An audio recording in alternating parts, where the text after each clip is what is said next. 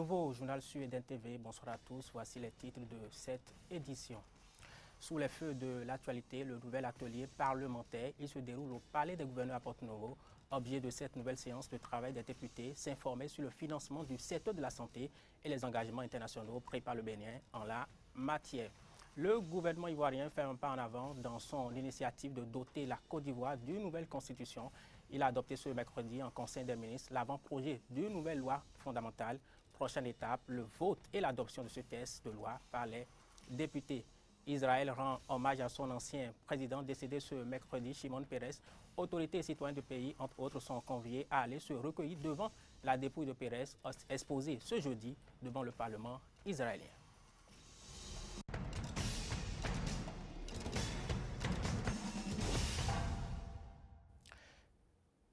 Cela se passait ce mercredi, la troisième session ordinaire de la mairie d'Abomey-Calavi, occasion pour les membres de ce conseil d'examiner plusieurs préoccupations. Antoine Sagbo, Damien Pedro. 28 septembre 2016, Abomey-Calavi. Pour la troisième fois depuis le début de l'année, le conseil communal se réunit autour de son premier responsable, le maire Georges Bada, afin d'examiner les grandes préoccupations de la commune. Entre autres points à l'ordre du jour, l'examen et l'adoption du rapport d'activité du maire ainsi que celui du collectif budgétaire exercice 2016. J'ai soumis à votre attention le document du collectif budgétaire exercice 2016 élaboré par nos soins. Cette session nous permettra de l'examiner en vue de son adoption. Et comme vous pourriez vous en douter, la présente séance est aussi pour nous l'opportunité d'examiner d'autres dossiers non moins importants, notamment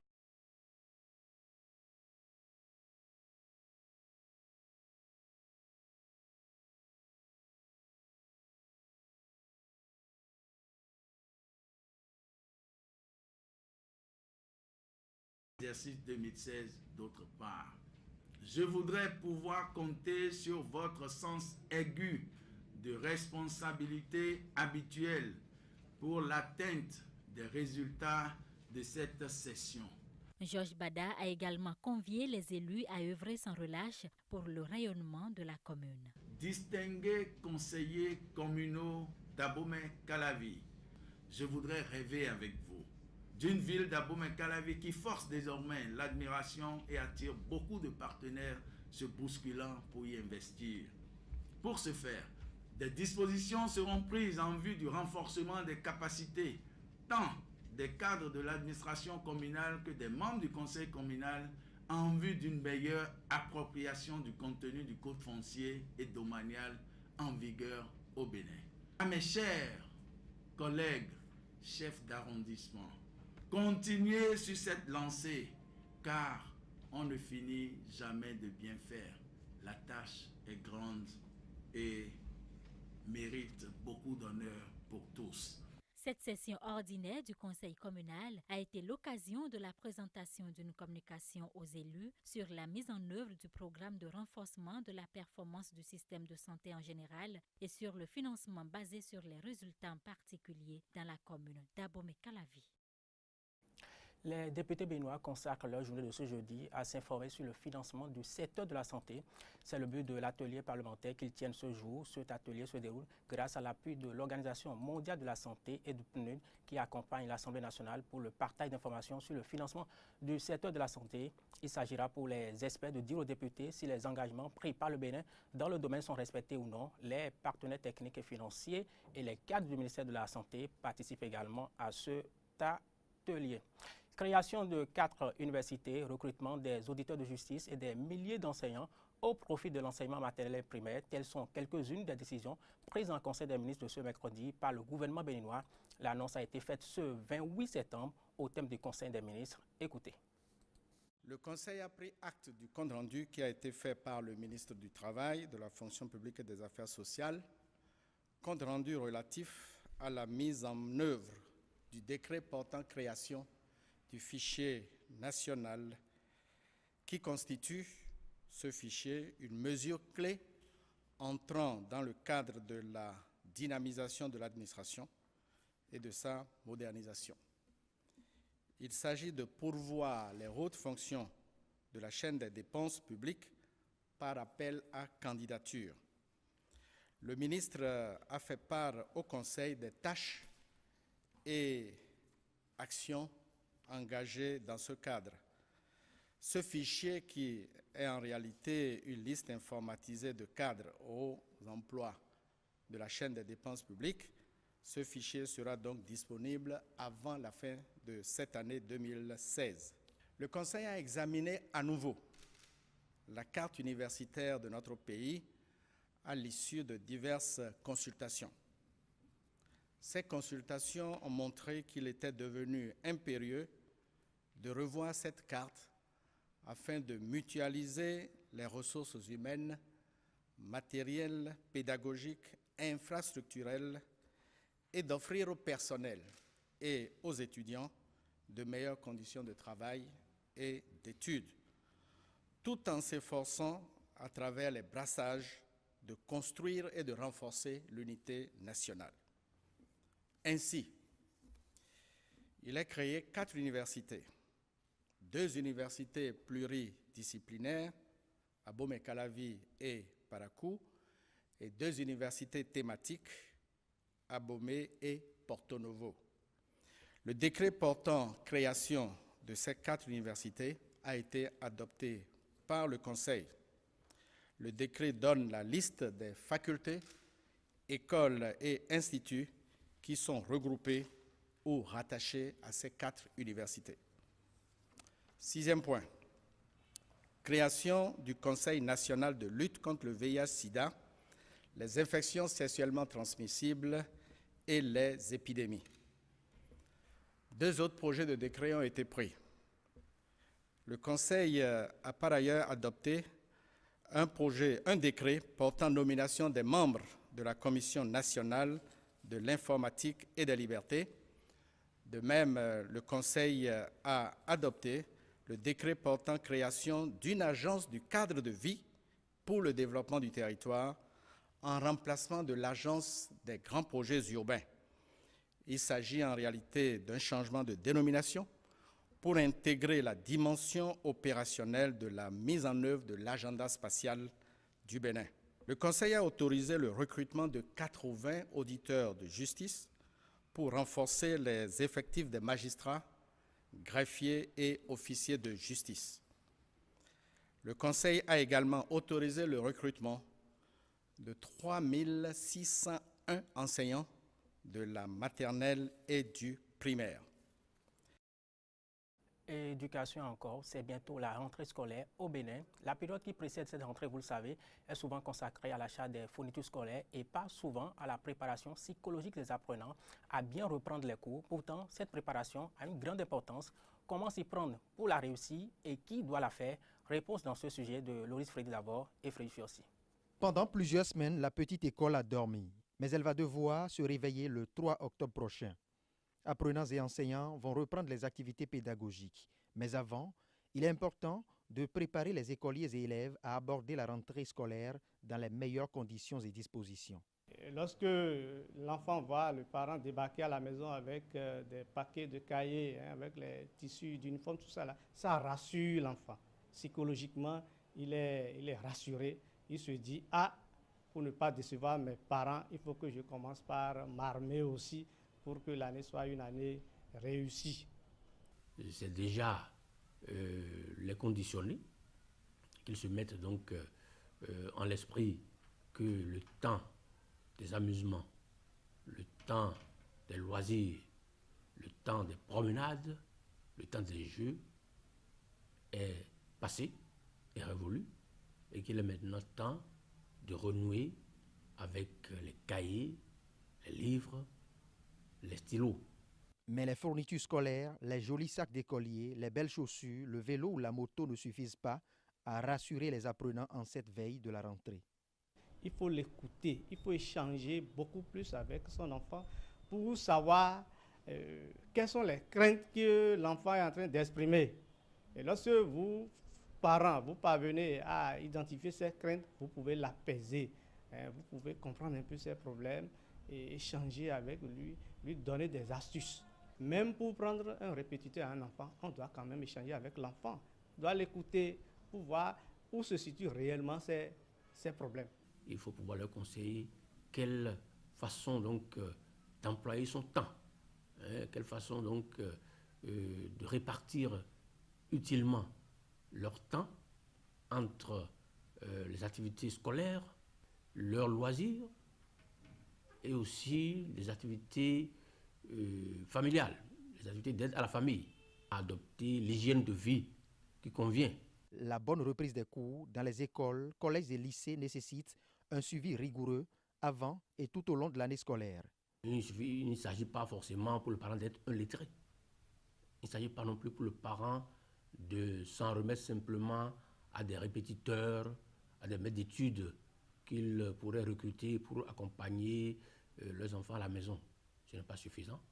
Il faut qu'ils adoptent une attitude de contrôle et de surveillance pour s'assurer que leurs enfants révisent bien leurs cours, qu'ils font bien les exercices que leurs maîtres, leurs professeurs leur ont donnés et qu'ils mènent une vie disciplinée, qu'ils ont un emploi du temps qu'ils respectent et qu'ils sont assidus au cours.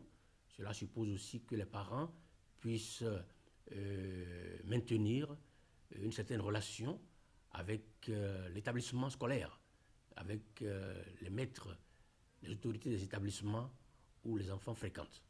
Une synergie d'action est donc exigée entre parents et enseignants pour non seulement une bonne rentrée des classes, mais aussi et surtout un bon suivi psychopédagogique tout au long de l'année scolaire. Elle fait près de 60 000 victimes par an. Il s'agit de la rage, maladie transmise par certains animaux qui en sont infectés. Il s'agit d'un problème de santé publique. Pas étonnant que le Bénin ait consacré une journée à la sensibilisation sur cette maladie. Mori Agua, Laurent Tonnenkes et Denis Marouya. La rage, maladie infectieuse parmi les plus dangereuses, elle se transmet des animaux de compagnie comme le singe, le chat ou surtout le chien infecté à l'homme en cas de morsure, de griffure ou même de léchage. Ce 28 septembre, à l'instar de bien d'autres pays, le Bénin a consacré du temps à la sensibilisation et à la lutte contre la maladie. Occasion choisie par l'Association béninoise de lutte contre la rage avec l'appui de la direction de l'élevage pour sensibiliser la population et procéder à une séance de vaccination gratuite des animaux. La seule chose pour protéger le chien et pour protéger l'homme, c'est la vaccination du chien. Parce que c'est l'animal qui contamine l'homme. Si votre animal est sain, il n'y a pas de doute, il n'y a pas de crainte pour l'homme. Donc si on veut se débarrasser de la rage dans notre pays, nous devons amener les populations à vacciner annuellement tous leurs chiens. La rage étant toujours mortelle pour l'homme ou l'animal après l'apparition des premiers signes cliniques de la maladie, des dispositions particulières doivent être systématiquement prises en cas de morsure ou de griffure, même quand l'animal n'a pas l'air malade. Vous devez rentrer chez vous ou bien aux alentours demander de l'eau savonneuse. Avec l'eau savonneuse, vous arrivez à nettoyer la plaie ou la griffure parce que l'eau savonneuse inactive le virus de la rage. Une fois que vous avez fait ça, vous devez courir à un centre médical. Pour le docteur Richard Lokossou, vacciner son chien, c'est non seulement le protéger, mais aussi se protéger et protéger la communauté. La rage est la seule maladie pour laquelle la mortalité survient dans 100% des cas lorsque les signes sont signalés. Donc il n'y a pas de méthode curative pour la rage. Tout est préventif. Maintenant, est-ce que de façon traditionnelle, nos parents faisaient quelque chose? Il faut reconnaître que l'évolution du virus, pour que la rage survienne, échappe totalement à toute méthode traditionnelle. Il n'y a aucune méthode traditionnelle pour soigner la rage. La rage est à l'origine d'environ 59 000 décès annuels dans le monde, principalement en Afrique et en Asie. 4 députés quittent le Rassemblement pour le Mali, RPM, parti au pouvoir. Ils rejoignent les rangs d'un groupe de formation politique de l'opposition. Les députés évoquent l'absence de débat au sein du RPM et l'existence de querelles intestines pour justifier leur démission. le RPM reste tout de même majoritaire au Parlement. En Côte d'Ivoire, le gouvernement a adopté ce mercredi un avant-projet d'une nouvelle constitution. Le gouvernement n'a pas donné de détails sur le contenu de ce texte. Il va le transmettre au Parlement pour son adoption ou non au cours de la session qui débute le 5 octobre prochain. Et on reste maintenant en Côte d'Ivoire pour découvrir le succès du pagne africain. Reportage.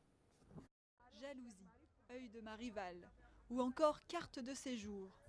En Côte d'Ivoire, les différents noms donnés au pagne sont souvent inspirés d'héroïnes de séries télé ou de faits de société. Ça, c'est Marie Ingrat. Bon, je préfère ce pagne-là que lui. Je ne supporte pas ce pagne-là parce qu'il ne me plaît pas. Parce que le nom même qui est dessus, même je n'aime pas ce pagne. Donc Marie capable, j'aime parce qu'il est capable. Il fait tout pour moi. Donc j'aime ce pagne-là. Plus que ça là. Chaque mois, des dizaines de nouveaux motifs apparaissent sur les marchés. Mais depuis quelques années, le secteur du pagne doit faire face à la concurrence venue des pays asiatiques. Au marché d'Adjamé, à Abidjan, on trouve de nombreuses copies des marques les plus prestigieuses, importées de Chine, de Thaïlande, mais aussi du Nigeria. Pour les clients les moins fortunés, ces imitations, vendues entre 3 et 10 euros, sont bien plus abordables que les pagnes des grandes marques, qui dépassent souvent les 20 euros. Ceux qui prennent en Chine, c'est le pauvre qui peut payer ça. Il y a des gens aussi qui sont riches, ils payent ça. Ça dépend des moyens. Ça dépend des moyens. Il y a des pains qui sont hollandais. Tout le monde ne peut pas payer hollandais. Environ 90% des pagnes vendus sur les marchés ivoiriens viennent aujourd'hui de l'étranger.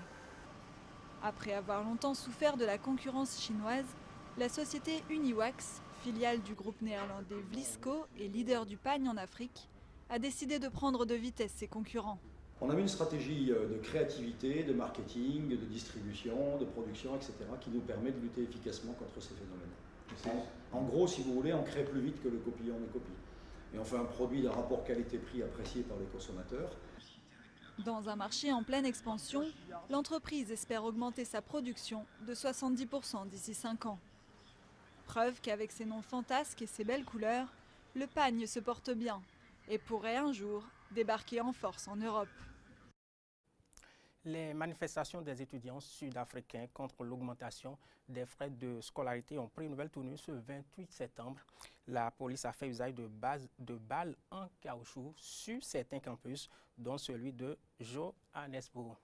Israël rend hommage à l'un de ses anciens présidents, Shimon Peres. Celui-ci est décédé ce mercredi. Les hommages sur fond de recueillement devant sa dépouille ont lieu devant le Parlement israélien. Et on parle encore de Pérez, homme politique qui a marqué l'histoire de son pays, député, Premier ministre et président. Il a connu un parcours impressionnant que je vous invite à découvrir. C'était l'un des pères fondateurs d'Israël, 2 fois Premier ministre et prix Nobel de la paix. Shimon Peres était particulièrement connu pour ses efforts de paix avec les Palestiniens, des efforts qui n'ont pas porté leurs fruits jusqu'à son départ de la présidence en 2014. Je prends ma retraite de mon poste de président suivant la loi, mais je ne me retire pas de mon combat pour la paix. C'est toujours aussi cher pour moi. À 93 ans, Pérez était passé par presque tous les postes politiques pendant ses 50 années de carrière. Député depuis 1959, il fut 2 fois chef du gouvernement dans les années 80 et 90. En 2005, il rejoint Ariel Sharon dans son nouveau parti centriste qui mène au retrait des troupes israéliennes de Gaza après 38 ans d'occupation, et il est élu président en 2007. Mais c'est surtout son rôle dans les négociations des accords d'Oslo avec Yitzhak Rabin et Yasser Arafat et son prix Nobel de la paix qui ont marqué les esprits. À l'heure actuelle, c'est sur pause. J'espère que la pause va prendre fin, que les négociations vont reprendre et que l'idée originelle, l'idée de la solution à 2 États, gagnera un jour. Pérez était une immense figure de la politique israélienne bien qu'il n'ait jamais remporté une élection nationale. Il était particulièrement salué à l'étranger et a répété ses condamnations du terrorisme comme après les attaques de Paris et Bruxelles. Nous sommes, nous tous, dans la même famille de la paix et l'humanité. Nous sommes dans la même bataille de lutte contre le terreur. Et je pense, à mon avis, il n'y a pas aucun doute que les majorités Le monde est contre la terreur et pour la paix. Et les terroristes sont en minorité. Au-delà de ses accomplissements publics, Pérez a également été moteur dans le développement secret du programme nucléaire israélien. Et sa mort intervient alors qu'un accord de paix avec les Palestiniens semble plus que jamais illusoire, 20 ans après les accords d'Oslo. Nos informations sont aussi à suivre sur les réseaux sociaux, Facebook et Twitter, et sur notre site internet benet-eden.tv. Merci de nous avoir suivis.